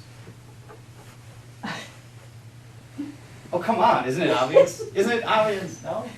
No? It's the Japanese flag? Oh. Right, yeah. That is a pickled plum. It's an umeboshi, it's about this big. And you just put one right in the center. You don't need a lot because they're really, really just astringent and very bitter, and your mouth goes like this. So what you do is you pick a little bit off, and then you eat the rice, and you sort of flavor your rice with a little bit every time. So you only need one. And it just so happens it looks very much like the Japanese flag when you put one right in the center there. Yeah. I have a question about, Yeah. you mentioned the archive, since that's your profession. Exactly, right. And maybe that's how I got in there. Yeah. So there's the art angle, there's the library angle. Okay, yeah. What's your question? You said that they had a massive archives going back. Yeah. Of all of the plans and Right. things. Can you elaborate on that? Or? Yeah. So because their paper is so strong, I mean there are artworks from the year 600 because their paper is that good, and they use materials that were very natural. So like those black and white paintings that you see of bamboo and things like that. It's made with charcoal and a mixture of horse manure and some other binding agents, but it's totally inert. So when you write on that fabulous paper, with these inert materials, it lasts forever. You know, because there's no acids in it. You know, it's been neutralized that way. Yeah, they will, and we can make paper like that too. You just have to make sure that you make it acid free.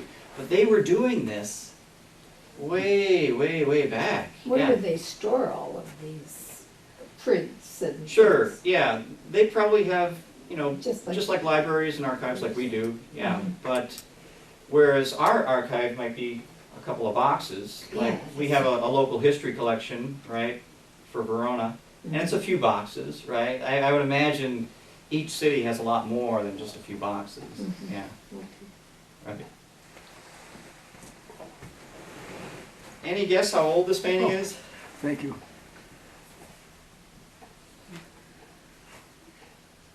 Couple of thousand years. 1700s. Oh. Yeah, it's a folding screen that was in a castle, and it depicts cracked ice. So Japan is very warm in places. Like I was in Tokyo and it was like 105 with a real feel of 115. You know, it can get really hot. So this was a way to sort of transport yourself out of that. Oh, Right? You could envision cracked ice just by glancing at this very abstract screen. I love that's it. neat. I know, abstract in the 1700s? Wow. Yeah. You know, and that's pretty amazing.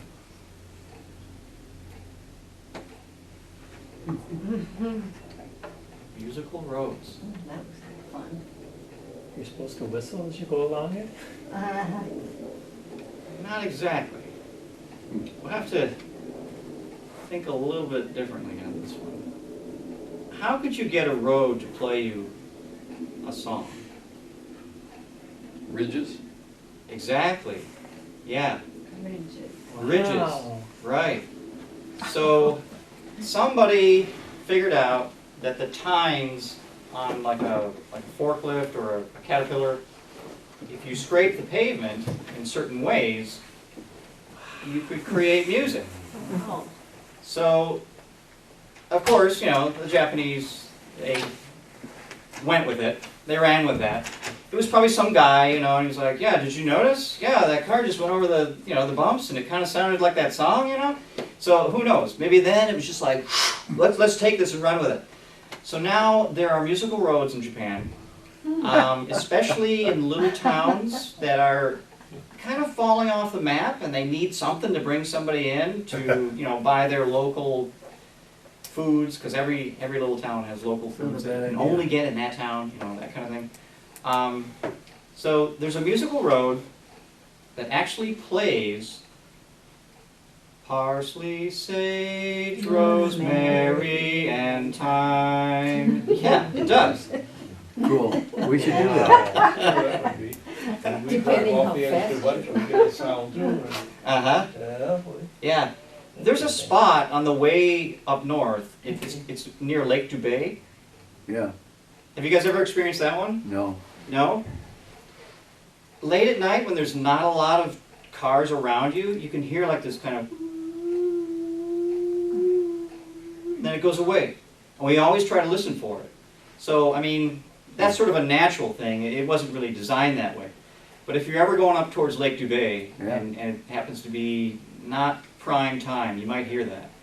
So, yeah. Going into Superior years ago, Uh-huh. they had a singing bridge. I mean, Okay. it would really sing the different. Right, the tires. vibrations, I'm sure. Yeah, it would just get it Yeah. going, right. Yeah, Uh-huh. everybody called it the singing bridge. Uh-huh. Where is this one? It was as you entered Superior, but it's gone now. Oh, We okay. just noticed this summer it's no longer. Ah. Oh, So there should be a campaign to bring it back Yeah. somewhere, Yeah, you know? right. We could engineer something safe, right? And yeah, right. Yeah. Every train station in Tokyo has its own jingle. So if you're blind and you're not really sure where you are, all you have to do is listen. oh my. Every train station in Tokyo has a unique jingle that was commissioned. They figured out that they really needed this, and so they got together a bunch of composers, and they all contributed music. So when you get off your train and you hear that noise, it's like you know where you are. You're in that particular Is that train one of station. the 100 sounds? Or imagine. I don't think so, which is interesting because they tend to be kind of nature themed. Yeah, Those oh, 100 sounds. Yeah, but I would put this on my list. Yeah. Yeah. So cicadas is one. oh, yeah. Yeah, that's on the list. Yeah, I thought of that one. Right. And then there's another place where the waves make a certain noise or something, and I've heard that one too. But I haven't heard too many of them. This is sort of a new thing for me. I'm thinking I might have to check a few more off my list. Yeah. So now we're into trains.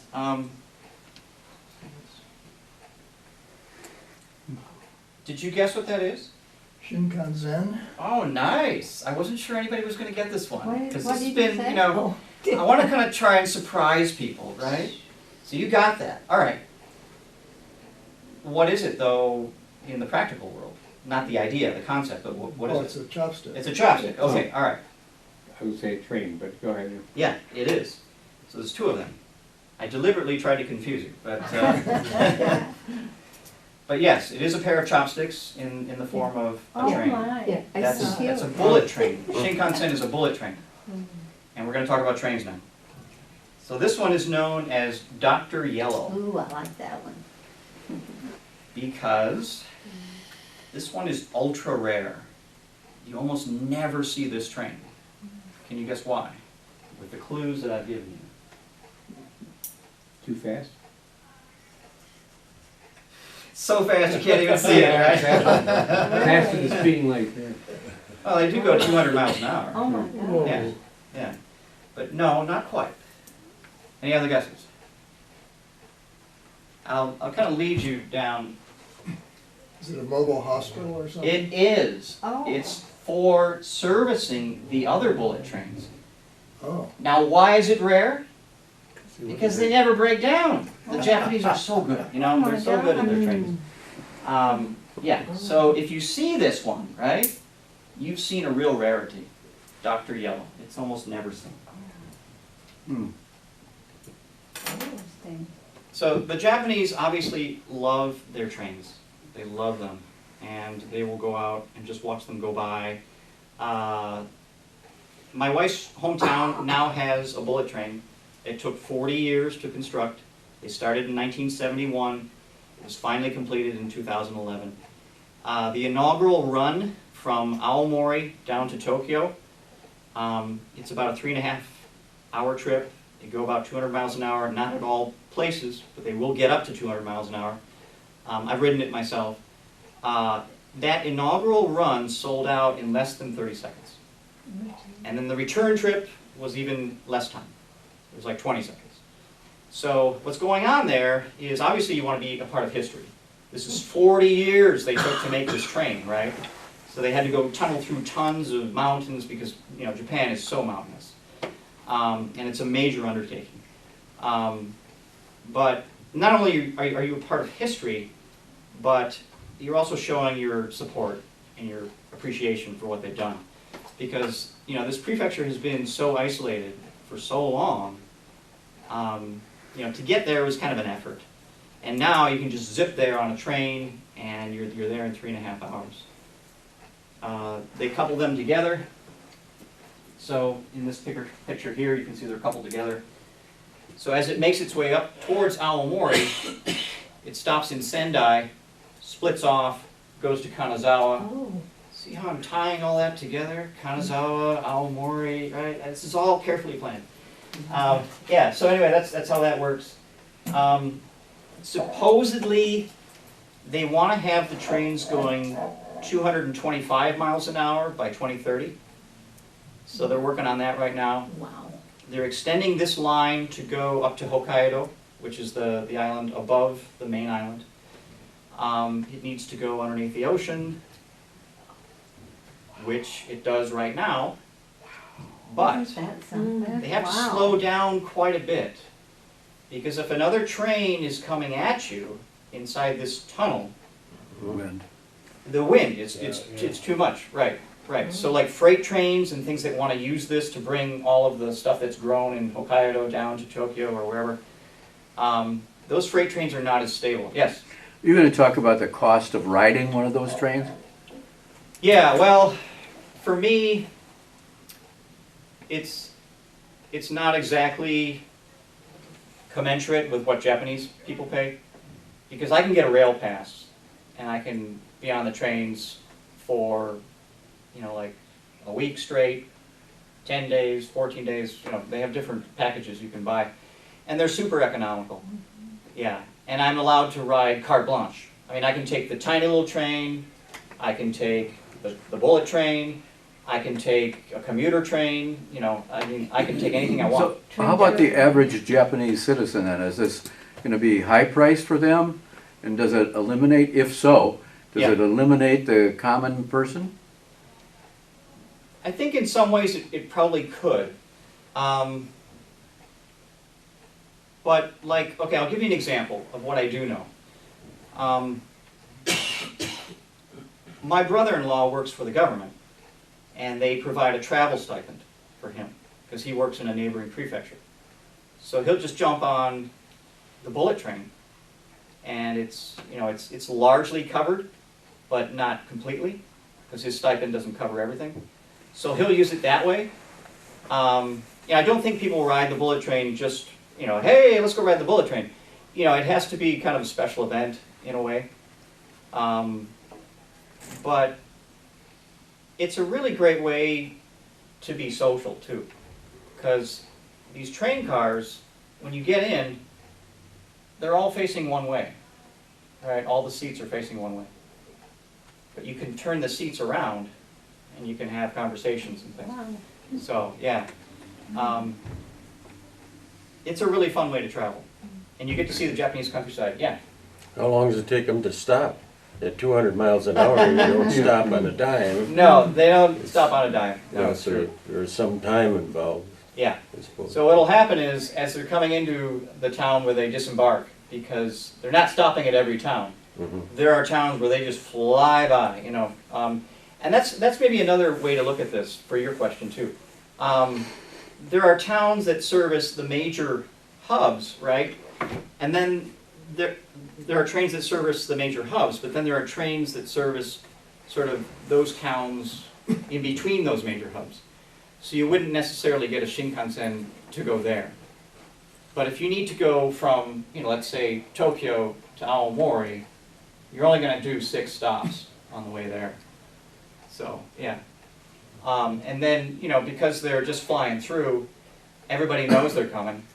It's all pretty much, you know, on the timetable. They know what's happening. And they just keep flying through. And they might slow down a little bit. I don't think they go through at 200 miles an hour, but Well, I was yeah. talking about to let people off. yeah, yeah. So Yeah. then they come into the major hub, right? It would be a Mhm. gradual slowdown, and you can kind of feel You have to something's do it happening. gradual. Right. Yeah. And there are no surface road crossings on these rails, correct? I would say probably not, because safety is a big, big deal in Japan. So something like a bullet train probably has, yeah, its own elevated. And the cars Yeah. would go underneath them. Yeah, exactly. Yeah. So they Doing don't, 151 now, so. cars are not used that much there? Well, it depends. You know, again, like if you live in some of the outlying areas, Mm-hmm. you might need a car. Mm-hmm. Not necessarily. Like, you know, I lived for an entire year without a car. You know, I just got around by bicycle and train and bus, you know, yeah. I mean, it's very easy to get around. You don't need a car. In some ways, it is kind of a luxury. And they also have quite a few services where if you feel like you need a car because you're, let's say, setting up an apartment or something, you can join a car club. And all you do is you bring your little card, and you tap it on the window. It opens for you. You get in the car. You go pick up your futon, bring it to your apartment, go get your IKEA, you know, like cups and saucers and things or whatever you need, you know. So you might need a car because you're doing something bigger like that, you know. But for the most part, you know, a lot of people use public transportation, and it's just, it's not really needed all that much. Yeah. So, Do the rural people have cars then or not? I would say a lot of them do, yeah. Yeah, because of where they are. But, you know, it's incredible really, because like there's a train that services a very remote part of my wife's prefecture. And that train is 1 car long. Huh. That's it, right? Because there aren't that many people. So, you know, at any given time, there might be 6 people on the train. You know, maybe there's 2, you know. But they still have Cost it. effective? And the funny thing is people will go to watch that train take off. So they'll stand around in a big group, and there's like 50 people watching the train, but there's only 2 people on the train. They love their trains. They really do, yeah. I'm going to try to whip through a couple more here. This one of my sub-themes has been like, you know, food and staying cozy and bathing and all that stuff. This is how they stay warm in the north. It's a table with a blanket, but we're going to take it to the next level. Any ideas? Sit on the floor, slide under the blanket. Right. That much, I think, is pretty much self-explanatory. What are we not seeing? What's underneath this thing? The heater. The heater, right? Oh, yeah. There's a heater underneath it. Oh, we are, okay. Yeah. So this is a kotatsu. It's an older implement in the north. Back on this. And you know, like I was saying, when I lived in There are Kanazawa, backs on those cushions. yeah, you can. I mean, you know, people do sit with no support, or you can have something more cozy like that, Yeah. where you're able to kind of lean back. Yeah. Yeah. So we would spend a lot of time Exactly. underneath this thing and just chat and drink tea and yeah. And I would give my English lessons with something like this too. This is how I would conduct my class, my English classes in Japan. So, any ideas here? Algae control. Okay. We're in Wisconsin. What do you think? Before a snowstorm. Yeah, Putting salt on. exactly. Oh my. Yeah. It's what? Now, Oh, it's a street. it is. It's I a thought it was a street. pond. And nope, it's a street, and there's a sprinkler with Me some too. seawater coming out of it. Yeah. Now, in Wisconsin, we're using a lot of salt on our roads, but where does our salt go? Down there, right? Into the lake. Into our fresh water, right? Mm-hmm. Where does theirs go? Into the sea. Exactly. Yeah. So not only is it coming from the sea, it's going back to the sea. So I thought that was ingenious. I thought that was just fabulous, you know. And we're gonna need to figure something out that way too, because gradually, if we keep doing what we're doing, we're gonna have a problem. Oh, Our we water's are. gonna get salty. Already Yeah. have them, bro. Yeah, it's already Right. there. It's already happening in Florida. Uh-huh. Yeah. I mean, the Japanese are lucky this way because they'll also take all their snow and just push it right into the bay. You know, just push it right into the ocean. That's how they get rid of it. So all the trucks go around and just eventually just put it in the ocean. So. And that's the mountain I'm hoping to Empires climb, in and Lake hopefully Winona. it won't erupt. Beautiful. We'll see how that goes. Stay tuned for part 2, right? Chapter 2. Occasionally, the foreigner gets to contribute to, like, you know, something that the natives didn't know about. I was wandering through the train station, and I saw this little display of things you could do in my wife's prefecture. And this very graphic ginkgo leaf, which we all know what it looks like, right, was sort of calling to me, and I looked at it, and I grabbed the little brochure, and it turns out that the oldest ginkgo tree in Japan is in my wife's prefecture. And she didn't know it, and my wife's family didn't know it, so yeah, I actually got to contribute something to our latest trip. So how old is it? It's 1,000 years old, they say. Oh, wow. Yeah. Let me give you some scale here. Oh, gee. So that's my wife and my daughter standing in front of this thing. They have a root system that comes down and actually meets the earth at some point. So those are actually roots that are trying to reach the ground, yeah. We do have a resident ginkgo expert in the room. So just give a wave. Yeah, he loves ginkgos, so if you really need to know anything about ginkgos, he's the guy to talk to. Another thing I discovered that a few people knew about, but my wife didn't, is this lotus pond. Apparently, in the same way that they like to rank things, you know, like the third highest mountain and all that, this is the northernmost pond that a lotus root can grow. So they celebrate those things. You know, it's like, hey, there is nobody else in higher latitudes that can do this. We are the town that has the lotus pond. So come see it, you know. So people do. They flock to see the northernmost lotus pond in Wisconsin. I'm sorry, in Japan. Maybe we need one in Wisconsin. Yes. Yeah, so I thought, you know, I'd bring that into because it just kind of demonstrates how they've always got an eye attuned to these little things, you know, and they're always looking for that, it seems. So we talked about Hirosaki Castle. This is that diminutive castle, the small one that usually gets photographed, and you can kind of see why. When it's cherry blossom season, that is when people flock to this place. This is in a neighboring town called Hirosaki. It's still in the same prefecture as my wife's hometown. Yeah. So, this is winter, Fabulous. but what do you think's going on here? Because we can't see that lovely stonework that I groused about earlier in the program. What do you think's happening here? Looks like a temporary fence for one thing, doesn't it? It is temporary. Yeah, Snow stone fence? fence. 'Cause you wouldn't want to pile it up. Well, in the interest of time, this started to kind of crumble a bit because it's, you know, hundreds of years old. And they're like, oh no, what are we going to do? This is Hirosaki, right? This thing's been here for 800 years or something.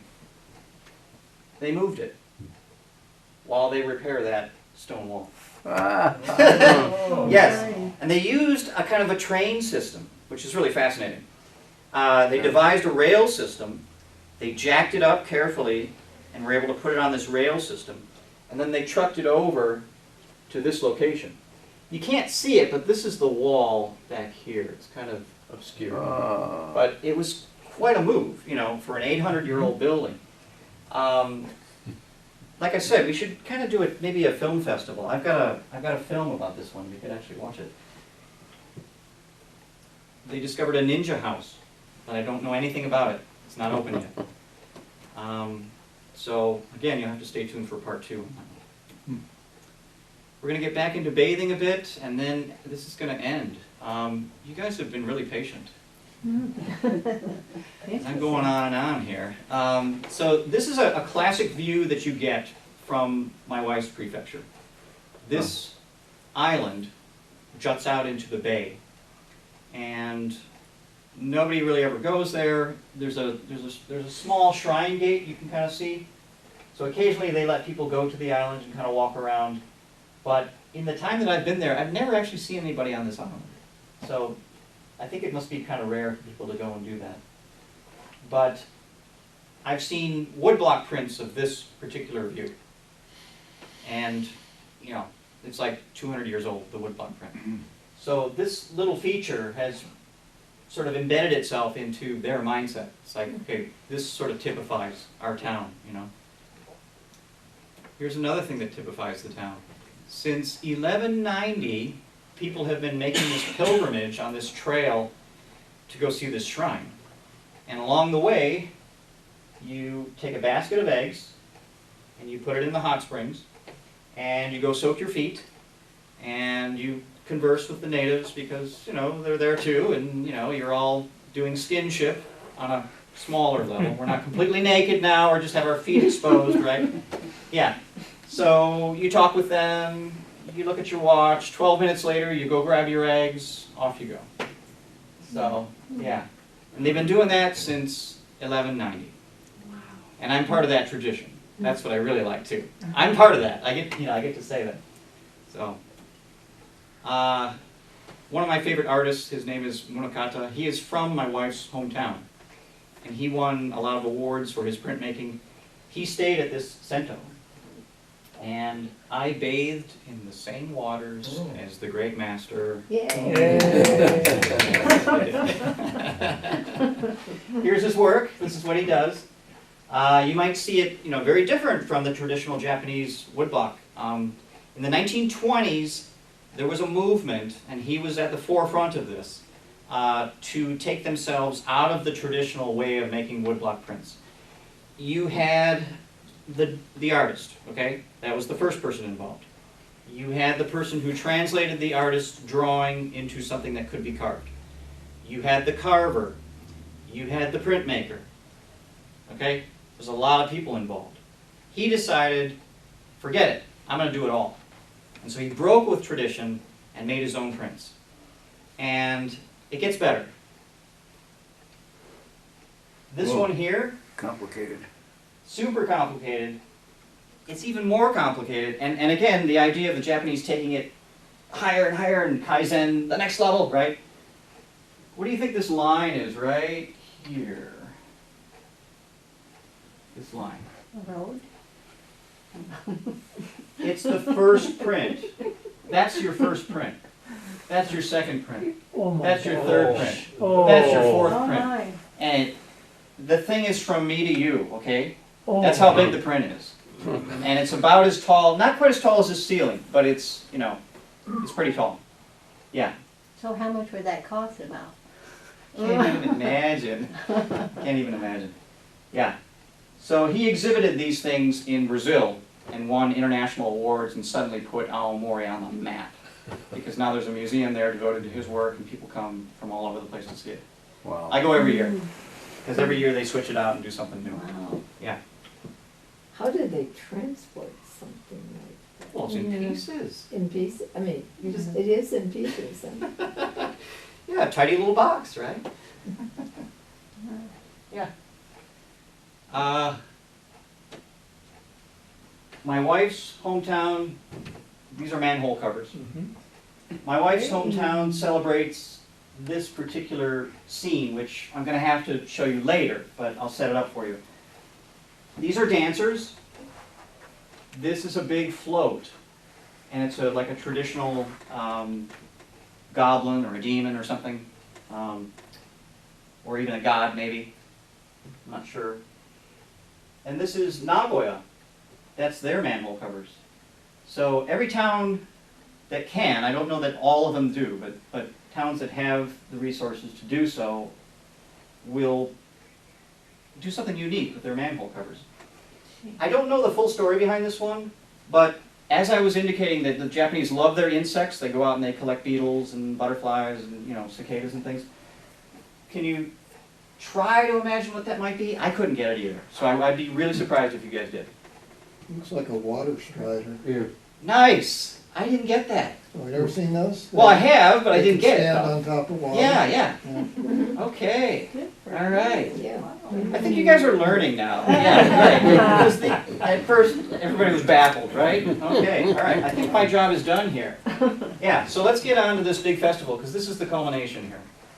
This festival, called Nebuta, attracts 1 million people in a 5-day span. Now, it's facilitated by the fact that we have a Shinkansen now, a bullet train, that can ferry people in, they can take this thing in, they can leave, they don't have to stay there. 1 million people come for this 5-day festival. And they just flood the streets, and the energy is through the roof. It's outrageous. But you can kind of see why. So that's in your wife's prefect? This is in my wife's hometown. Okay. You can kind of see why, right? With 100 inches of snow, It's time to party when it's August. It is. It's time to just let loose. Yep. So I've been in this. If you want to stop by the desk sometime, I'll show you myself dancing in the streets. I do have a video. I will show you. I'm not going to do that today. Yeah, so you dress up in costume, you dance furiously in the streets. This is a mini version.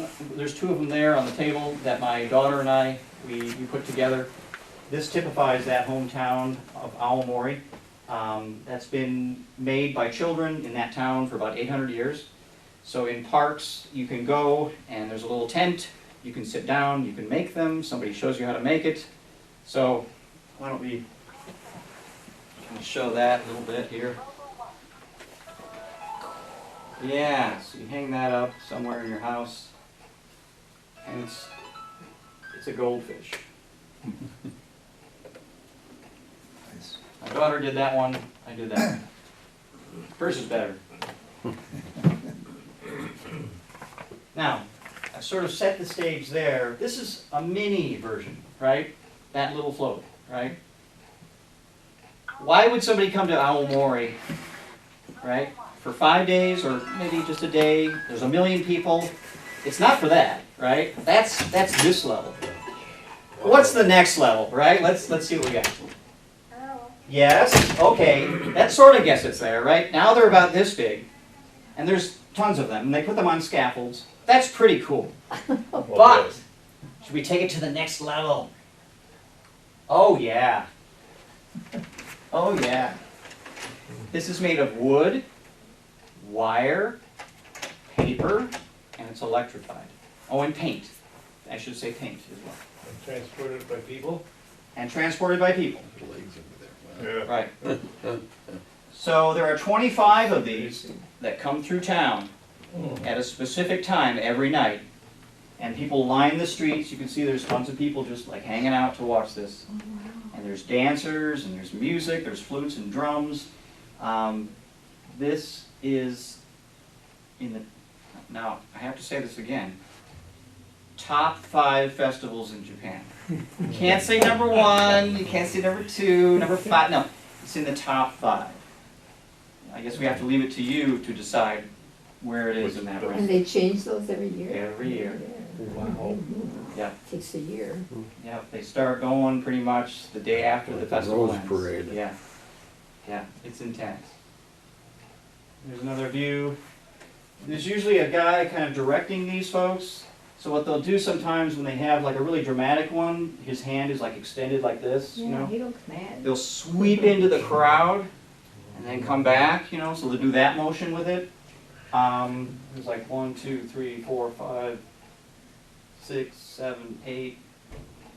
Usually 9 I've seen, like 8 or 9 people on either side of it. And then there's another set on the back. So there's like 16, maybe 18 guys manipulating these floats.